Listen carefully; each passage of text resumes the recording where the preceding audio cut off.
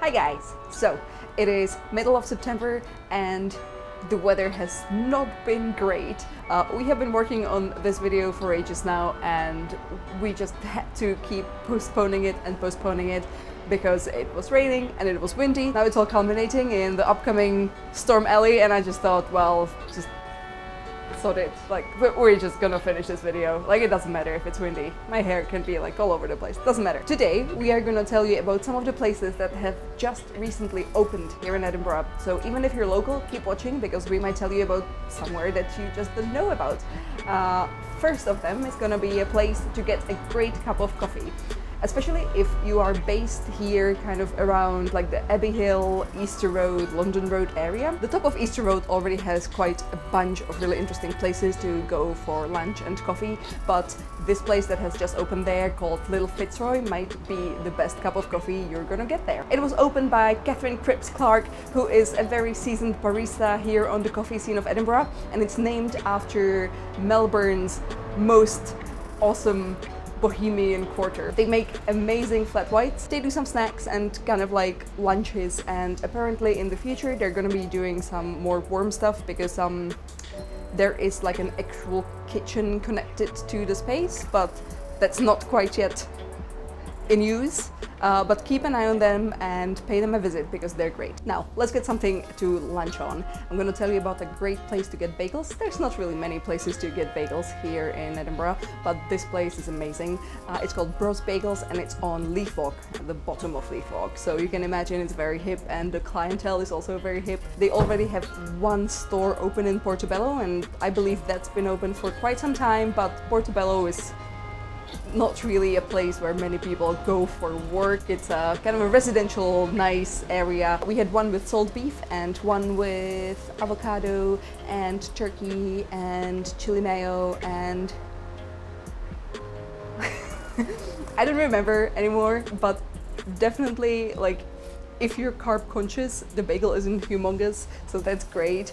There's definitely a lot of filling and there's so much filling that I wasn't even able to eat it outside because at that point it was already really windy, so I didn't really have the guts to do that. I had to bring it back home and eat it there because it would be a massive, horrible mess. Also, these are Montreal style bagels, which means the recipe has egg in them, but they also do vegan ones and vegan fillings as well. So just ask them around. They have many options for, you know, any dietary needs. Perhaps you are looking for a great place to have brunch on a weekend. For that, you can visit kappahd on Dundas Street, which is kind of a Frenchy feeling sort of bistro. The fun thing is that there are not many places in Edinburgh that do this thing, that they kind of like open at 9 or 10 and you can have a brunch there, and then they are open until late night and you can have dinner and drinks. I ordered some nice pancakes. They came with fruit and syrup. They were very tasty. They kind of were the type of pancake that my mum would always make. And Simon had Eggs Benedict, which also seemed amazing. Also, we tried their Bloody Mary because, you know, brunch.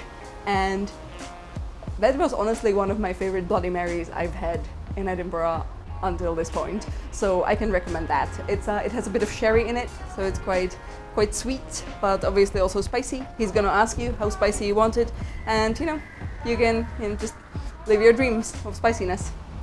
Now we are actually on our way to a newly opened bar down in Leith. It's been opened by a dude who's already like co-owned a whole bunch of places in the city centre, one of them being Panda Brothers, and I think that also Hood the Redeemer, which is the place where you can get alcoholic ice cream. So, you know, those are both very kind of central, and if you've visited Edinburgh as a tourist, maybe you've heard of them or visited them. This one is called Nauticus, and, you know, fitting the name, it's in Leith, which is the harbour area of Edinburgh. They are really focused on sourcing all of their stuff in Scotland, although I've heard that some of the things that are giving them trouble is wine and also a Scottish cola.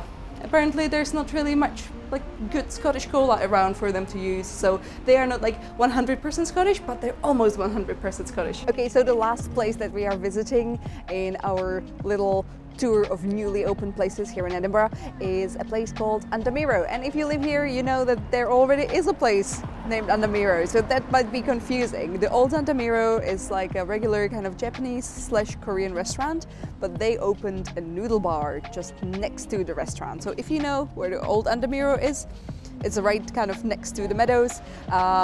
You already know your way to the noodle bar as well. What I find interesting is that they have a wide range of Korean noodles, which is not really something you see very often in Edinburgh.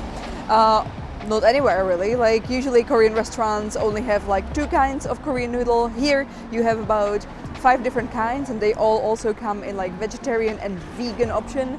So that's fun. What we had was the jjajangmyeon, which is the red bean paste noodles. We had it in the seafood version, which is yummy, although traditionally it should be made with pork. They have that version as well. And the other meal we had was actually not a noodle dish, it was a mandu dish, and mandu is a steamed dumpling in Korea. So there were like 4 of those, chicken filled, and again, you can get them vegetarian or vegan as well. It was prepared in this delicious chicken broth. I literally had to slurp it from the bowl in a way that I don't think is frowned upon in Asia, so hopefully I didn't offend anyone who owns this place. Yeah, the chicken broth was top. Cool beans, that is all from us for now.